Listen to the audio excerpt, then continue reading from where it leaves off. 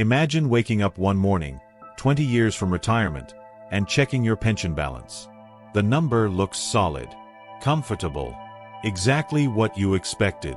Then imagine waking up 5 years later, ready to retire, and discovering that number was a lie. Not a small miscalculation. Not a market hiccup. A fundamental, structural lie that's been hiding in plain sight for decades. Now imagine you're not alone. Imagine 20 million Americans discovering the same thing on the same day. That's not a financial crisis. That's a societal fracture. And it's closer than you think. Right now, American corporate pension funds manage over $3 trillion. $3 trillion. That's supposed to be the safety net for tens of millions of workers who spent their lives believing they'd earned a stable retirement. But here's what nobody's telling you. That $3 trillion exists only on paper. In the real world, where bills get paid and groceries get bought, the math doesn't work. Not even close. And the people managing these funds know it. They've known it for years. They've just been using accounting tricks to hide the gap, hoping something magical happens before the whole system implodes. Spoiler alert, magic doesn't fix math. And the math says we're heading toward the largest retirement crisis in American history. Here's what makes this so dangerous. This isn't like the stock market crashing. When stocks crash, you see it. The numbers turn red. People panic. The news covers it. But pension collapse is silent. It happens in boardrooms. In actuarial reports nobody reads. In discount rate assumptions buried on page 47 of financial statements. By the time it becomes visible, by the time retirees start getting letters saying their monthly checks are being cut in half, it's too late to fix. The damage is done. The trust is shattered. And millions of people who played by the rules, who worked their whole lives believing in the promise, are left with nothing but rage and a government that can't afford to bail them out. So before you click away, before you tell yourself this doesn't affect you, ask yourself this. Do you really know where your retirement money is? Do you know what assumptions are being made with it? Do you know what happens when those assumptions fail? Because if you don't, you're not alone.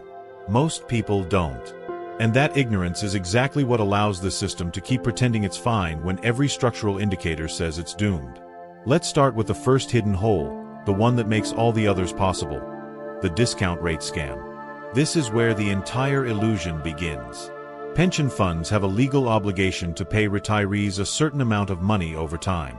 That's their liability. To figure out how much money they need today to meet those future obligations, they use something called a discount rate. Think of it like this. If you owe someone $100 10 years from now, and you assume you can invest money at a 7% return every year, you only need about $50 today. That $50, growing at 7%, becomes $100 in 10 years. Simple enough. But here's the trick. The higher the discount rate you assume, the less money you need today. If you assume an 8% return instead of 7%, you only need $46. If you assume 10%, you only need $39. See where this is going. For decades, corporate pension funds have been using wildly optimistic discount rates, usually between 7 and 8%, to shrink their reported liabilities. They're essentially saying, we're confident we can earn 7 to 8% every year forever, so we don't need to put aside as much money today. But here's the problem. Those returns aren't realistic. Not anymore. Not in a world where 10-year Treasury bonds yield 3% and safe corporate bonds yield 5%. To consistently earn 7 to 8%, pension funds have to take serious risk.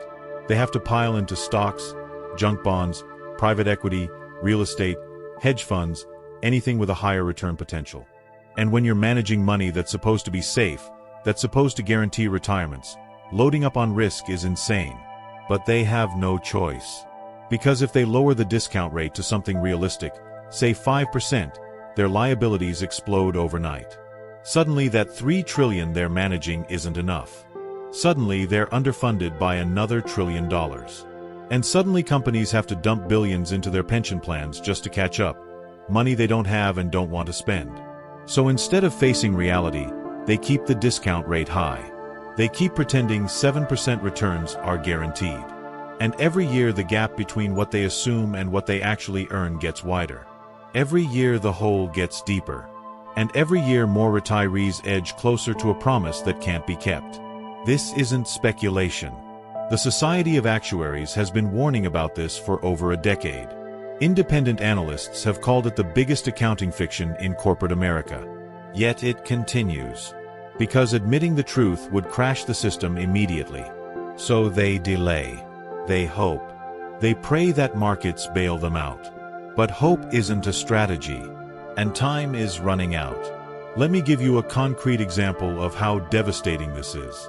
General Electric, one of America's most iconic companies, had a pension fund that looked healthy for years. They reported funding levels around 90%, which sounds pretty good. But those numbers were based on discount rate assumptions of 7.5%. When interest rates stayed low and they were forced to mark their liabilities closer to reality, the underfunding ballooned to over $30 billion. $30 billion. That's not a rounding error. That's a company-killing obligation. And GE isn't alone. Dozens of major corporations are sitting on similar time bombs. Boeing, Ford, Delta Airlines, Lockheed Martin, all of them using optimistic discount rates to mask massive underfunding. And all of them praying they don't get caught when the music stops. The really insidious part is that this isn't even illegal. The accounting rules actually encourage it. FASB, the Financial Accounting Standards Board, allows companies to use their expected long-term rate of return as the discount rate. So if a pension fund thinks it can earn 8% over the long run, it can use 8% to discount its liabilities, even if current market rates are half that. It's like being allowed to value your house based on what you hope it'll be worth in 20 years instead of what someone would pay for it today. It's delusional, but it's standard practice. And it's turning pension accounting into fiction. Now let's talk about the second hole, the one that's growing faster than anything else: demographics. The baby boomer generation, 73 million people born between 1946 and 1964, is retiring. Right now. Not in 10 years. Not in 5 years. Every single day, 10,000 boomers turn 65. Every single day, another 10,000 stop contributing to the economy and start drawing from it. And pension funds, which were designed in the 1950s when people retired at 65 and died at 70, are completely unprepared for this tsunami. Here's why demographics are lethal. Pension funds operate on a simple balance. Workers contribute while they're employed, the fund invests that money, and retirees draw it down when they leave. It works as long as there are more workers contributing than retirees withdrawing. But that balance is collapsing. In 1960, there were 5 workers for every retiree. Today, it's 3 to 1. By 2030, it'll be 2 to 1. And for pension funds, that ratio is even worse because companies stopped offering pensions to new employees decades ago. Most corporate pensions are closed. No new workers are joining, which means the only direction the ratio goes is down. More retirees, fewer contributors, higher payouts, lower inflows. It's a death spiral, and it's accelerating. Right now, corporate pension funds are paying out more in benefits every year than they're taking in from contributions and investment returns. They're in net outflow. That means every year they have to sell assets to cover the gap. And when you're forced to sell assets, you're at the mercy of the market. If stocks are up, fine. If stocks are down, you're selling at a loss, locking in damage that can't be recovered. This is the opposite of how investing is supposed to work. You're supposed to buy low and sell high. But pension funds in net outflow have no choice. They sell when they need cash, regardless of price. And every sale shrinks the base, which means lower future returns, which means bigger shortfalls, which means more forced sales. It's a vicious cycle, and there's no way out. What makes this even worse is life expectancy. People are living longer. A 65-year-old man today can expect to live to 84. A woman to 87.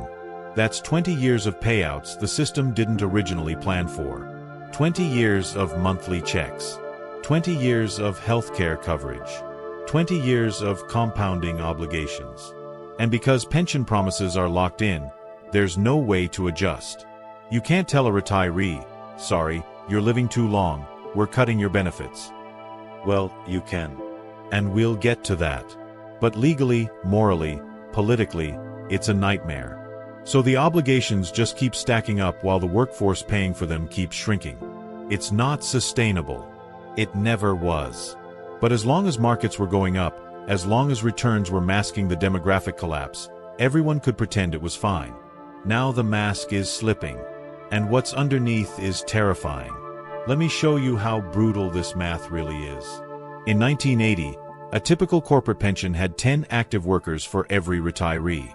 Today, that same pension has 1 active worker for every 2 retirees. Think about that. 1 person working, supporting 2 people in retirement. And remember, that 1 worker isn't contributing much because companies froze new contributions years ago. So you've got a fund designed for a workforce pyramid that's now an inverted pyramid. More people taking out than putting in. It's like a bucket with a hole in the bottom and someone turned off the faucet at the top. The only question is how long before it runs dry. The third hole is where things get truly dangerous. Leverage and risky assets. Remember, pension funds need to hit that 7 to 8% return to keep the illusion alive. But safe investments don't deliver 7 to 8% anymore. So what do? They reach. They stretch. They gamble. They pile into private equity, where returns are juicy but liquidity is zero. They load up on junk bonds, where yields are high but default risk is real. They invest in real estate, commodities, hedge funds, infrastructure, anything that promises a return above treasury rates. And when even that isn't enough, they leverage. They borrow money to amplify their bets. Here's how that works. Let's say a pension fund has $1 billion. If they invest it and earn 7%, they make $70 million. Not bad. But if they borrow another $1 billion at 3% interest and invest $2 billion at 7%, they make $140 million, pay $30 million in interest, and net $110 million. Suddenly their effective return on the original billion is 11%. Magic, right? Except leverage works both ways. If the investments drop by 10%, that $2 billion becomes $1.8 billion. After paying back the borrowed billion, they're left with $800 million. They just lost 20% of their original capital by trying to juice returns. And in a real market crash, where stocks drop 30 or 40%, leverage turns losses catastrophic. And here's the kicker. Nobody knows how leveraged pension funds really are. Private equity and hedge fund investments are opaque. They don't report daily. They don't mark to market. They're valued based on models and assumptions, not real prices. So when a pension fund says it's worth $3 trillion, what they're really saying is, based on our assumptions and the last valuation we got from our private equity managers, we think we're worth $3 trillion. But if they had to sell everything tomorrow, if they had to turn those assets into cash, the real number could be $2.5 trillion. Or 2. Or less. We won't know until the crisis hits. And by then, it's too late to fix. This isn't theoretical. In 2008, pension funds got crushed. The average fund lost 25% in a single year. Some lost more. And because they were leveraged, because they were chasing returns in risky assets, the losses were amplified. It took years to recover. And they only recovered because central banks flooded the system with money, pushing asset prices back up. But that playbook is over. Interest rates are higher now. Central banks are tighter. The next crash won't have the same safety net. And pension funds, more leveraged and more exposed than ever, are sitting ducks. Let me tell you about CalPERS, the California Public Employees Retirement System. It's one of the largest pension funds in America, managing over $400 billion. In 2008, they lost $100 billion. $100 billion in 1 year. And how did they recover? They doubled down on risk. They piled into private equity, hedge funds, real estate. Today, less than half their portfolio is in safe, liquid assets like stocks and bonds. The rest is locked up in illiquid, leveraged investments that can't be sold quickly. If there's another crash, if they need cash to pay benefits, they'll be forced to sell whatever they can at fire sale prices. And the losses will be catastrophic. This isn't just California's problem. Pension funds across America have made the same bet. They've all gone fishing in dangerous waters because the safe harbors don't provide enough return anymore. Now let's connect the dots, because this is where it all comes together into one terrifying mechanism. You've got liabilities growing faster than assets because of unrealistic discount rates. You've got demographics draining cash faster than contributions can replace it. And you've got risky, leveraged investments that amplify every downturn. These aren't three separate problems. They're one interconnected system, and every piece makes the others worse. High discount rates force funds into risky assets. Risky assets require leverage to hit return targets. Leverage magnifies losses when markets drop. Losses increase underfunding. Underfunding forces more risk-taking. It's a feedback loop, and it's accelerating. Here's the nightmare scenario. The economy slows. Stocks drop 20%. Private equity valuations get marked down. Real estate softens. Suddenly pension funds are sitting on massive losses. Because they're in net outflow, they're forced to sell assets at depressed prices to cover retiree checks. Those sales lock in losses and shrink the base even further. Returns collapse. Underfunding explodes. Companies that sponsor these pensions get hit with massive mandatory contributions, billions they don't have. Some go bankrupt. Their pensions get dumped onto the Pension Benefit Guaranty Corporation, the federal agency that's supposed to insure private pensions. But the PBGC is already underfunded. It doesn't have the resources to absorb a wave of failures. So benefits get cut. Retirees who were promised $3,000 a month start getting $1,500, or $1,000, or less. And that's when the trust shatters. Millions of Americans who did everything right, who worked for decades believing their pensions were safe, discover they've been lied to. Not by criminals. Not by fraudsters. By the system itself. By the accountants who signed off on optimistic assumptions. By the executives who prioritized short-term profits over long-term promises. By the regulators who saw the warnings and did nothing. The anger won't just be financial. It'll be existential. Because if you can't trust a pension, a legally binding promise backed by decades of contributions, what can you trust? The answer is nothing. And a society where nothing is trusted is a society on the edge of collapse. You want to know how close we are to this scenario? Look at what happened to Central States Pension Fund, a Teamsters pension covering truck drivers. In 2016, they applied to cut benefits by as much as 60%. 60%. People who'd been promised $2,000 a month were facing cuts to $800. Why? Because the fund was going insolvent. Too many retirees, not enough workers, investments that underperformed, and decades of mismanagement. The government denied the cuts, but the problem didn't go away. The fund is still hemorrhaging money. It's still headed for insolvency. And when it fails, when the checks stop coming, what are those retirees supposed to do? Go back to work at 70? Move in with their kids? Live on Social Security alone, which averages $1,800 a month and doesn't cover rent in most cities. This isn't a hypothetical future. This is happening right now. And Central States is just the canary in the coal mine. Let's talk about the fourth hole, and this one is political. The bailout trap. When pension funds start failing, when retirees start seeing their checks cut, the pressure on the government to step in will be enormous. We're talking about millions of voters, many of them in swing states, many of them reliable voters who show up every election.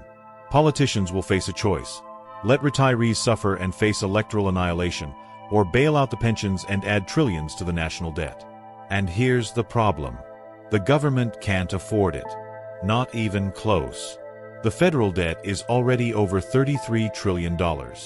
Social Security is running deficits. Medicare is running deficits. The PBGC is underfunded. There's no room for a multi-trillion-dollar pension bailout. But the political pressure will be unstoppable. You'll have protests. You'll have retirees camping outside Congress. You'll have heartbreaking stories on every news channel. Teachers who can't afford their medication, factory workers losing their homes, police officers who served their communities for 30 years and now can't pay for groceries. The optics will be devastating. And politicians, being politicians, will cave. They'll pass a bailout. They'll print the money. And they'll call it compassion. But here's what they won't tell you. That bailout won't fix the underlying problem. It'll just transfer the loss from retirees to taxpayers. And because the government will fund it by issuing more debt, it'll drive up interest rates, slow the economy, and make everything worse. Inflation will spike as trillions of newly printed dollars flood the system. Savers will get crushed. The dollar will weaken.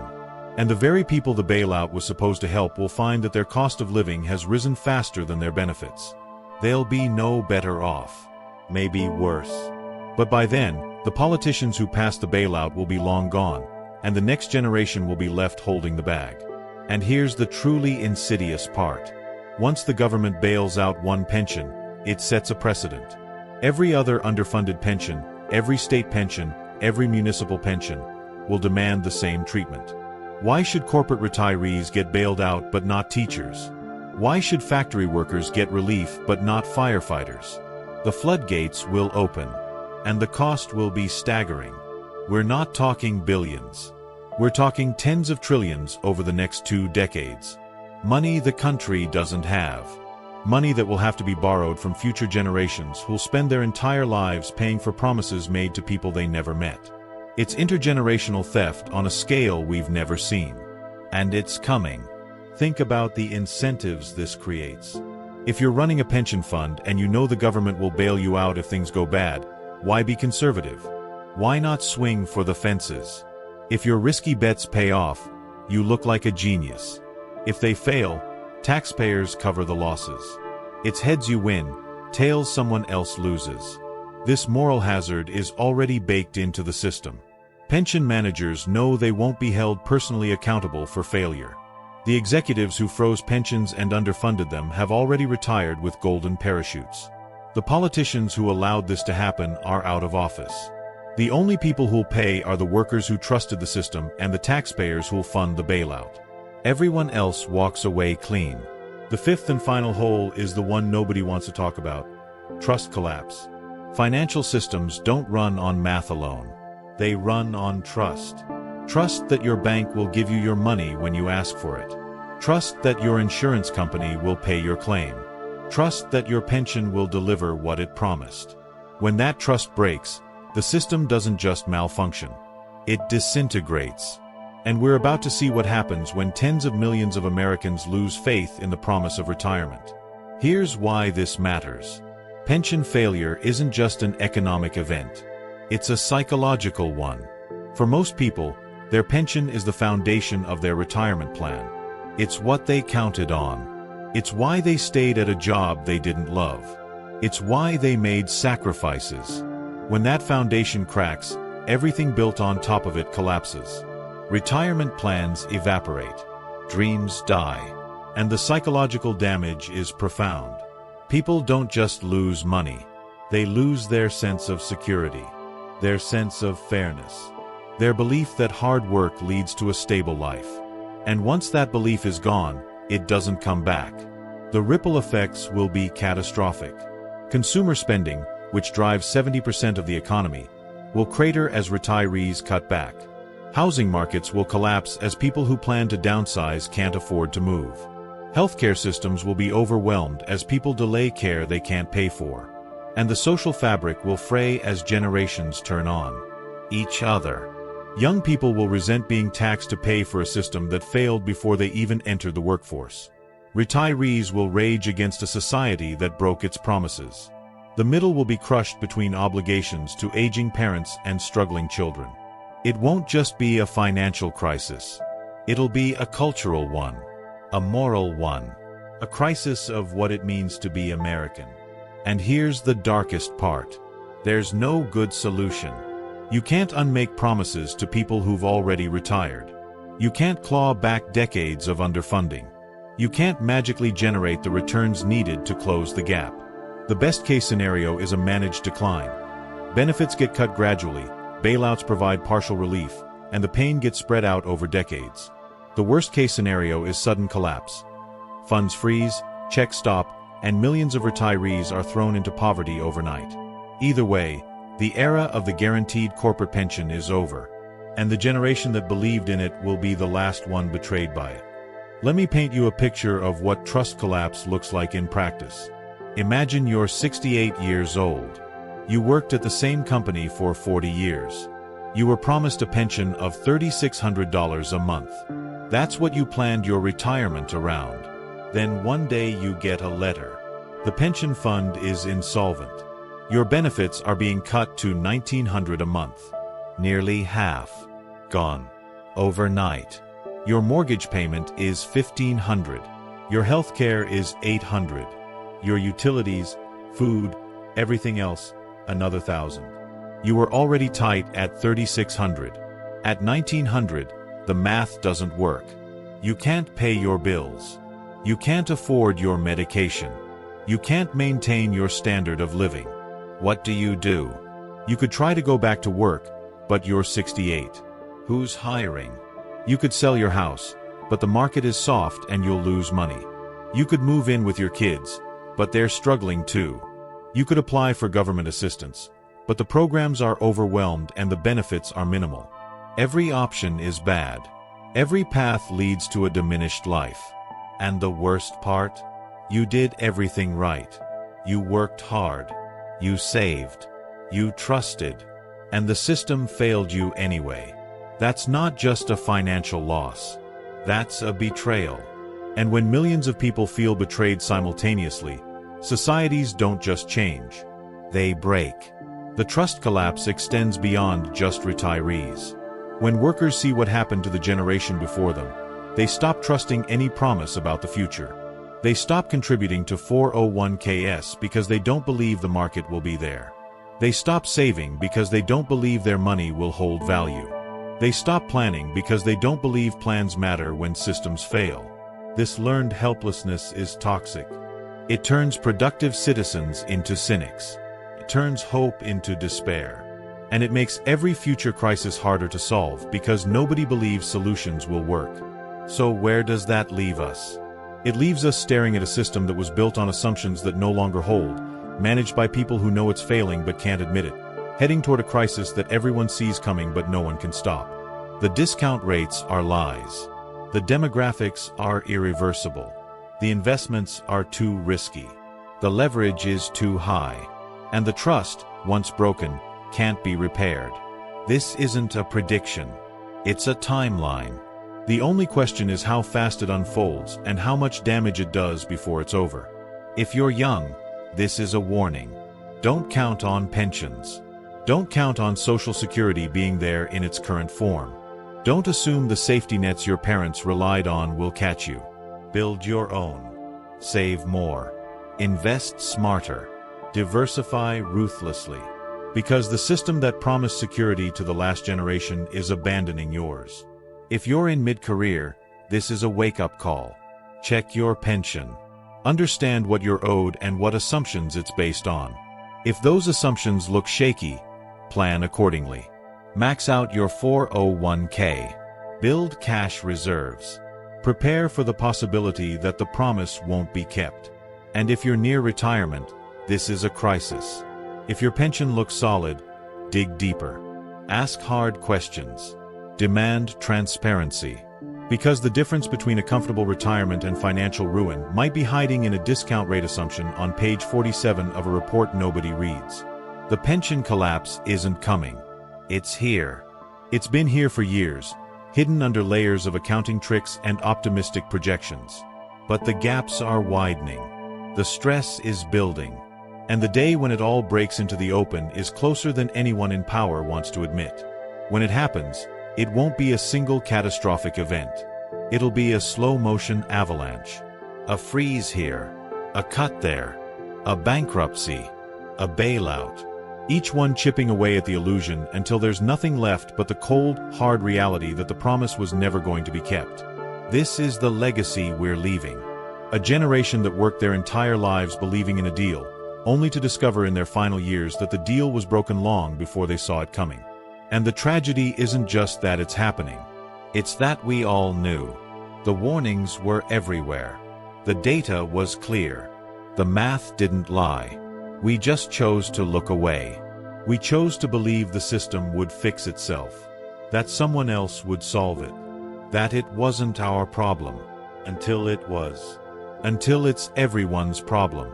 Until the day millions of Americans open their mailboxes and find letters telling them their future just got cut in half. But here's what makes this even more infuriating. The people who created this mess, the executives who underfunded pensions to boost quarterly earnings, the board members who approved fantasy discount rates, the politicians who looked the other way, they're fine. They got theirs. The CEO who froze the pension plan in 2005 retired with a $50 million golden parachute. The CFO who used accounting tricks to hide the underfunding is living in a beachfront mansion in Florida. The congressman who killed pension reform legislation is now a lobbyist making 7 figures. They engineered the crisis, profited from it, and left before the consequences hit. And the people who'll pay are the workers who had no say in any of it. The factory worker who spent 30 years on the line. The office manager who never saw a financial statement. The nurse who trusted that her hospital's pension would be there. They're the ones who'll suffer while the architects of the disaster drink champagne on yachts. This isn't just incompetence. This is a systematic transfer of risk from the powerful to the powerless. Companies shifted from defined benefit pensions, where they bore the investment risk, to defined contribution 401(k)s, where workers bear all the risk. They froze pensions to stop new obligations. They underfunded existing pensions to preserve cash for dividends and buybacks. They lobbied for accounting rules that let them hide the damage. Every step of the way, they chose their interests over their workers' security. And they did it legally, with the blessing of regulators who were either captured or asleep. This is what corporate governance looks like when there's no accountability. When executives answer only to shareholders, not to the workers whose labor created the value. When short-term stock prices matter more than long-term obligations. When the people making decisions never face consequences for being wrong. So here's the question you need to ask yourself, the one that matters more than any market forecast or policy debate. When the collapse comes, when the checks get cut and the promises break, will you be ready? Will you have built something solid outside the system? Or will you be one of the millions standing in the wreckage, wondering how it all went so wrong? Because that day is coming. Maybe not tomorrow. Maybe not next year. But it's coming. And when it does, the only thing that will matter is whether you saw it early enough to prepare. Everything else is just noise. The mechanisms are in place. The countdown has started. And the only question left is how many people will be prepared when the music stops and there aren't enough chairs for everyone. Will you be one of them? Or will you be caught believing in a promise that everyone knew was already broken? The choice is yours. But the clock is ticking. And unlike the pension managers who can hide behind optimistic assumptions and push problems into the future, you don't have that luxury. Your retirement is your responsibility now. Not your company's. Not the government's. Yours. And the sooner you accept that reality, the better your chances of surviving what's coming. If this video made you rethink everything you thought you knew about retirement security, then we need to go deeper. Because the pension crisis isn't happening in isolation. It's connected to the debt spiral, the dollar's fragility, the shift in global power, the unraveling of the post-war order. This is just one thread. Pull it, and the whole system starts to come apart. So stay with me. Subscribe if you haven't. Because what's coming next will make this look like a warm-up. The collapse isn't just financial. It's structural. And understanding it might be the only thing that keeps you from getting swept away when it all goes down. Thank you for watching. And I'll see you in the next one.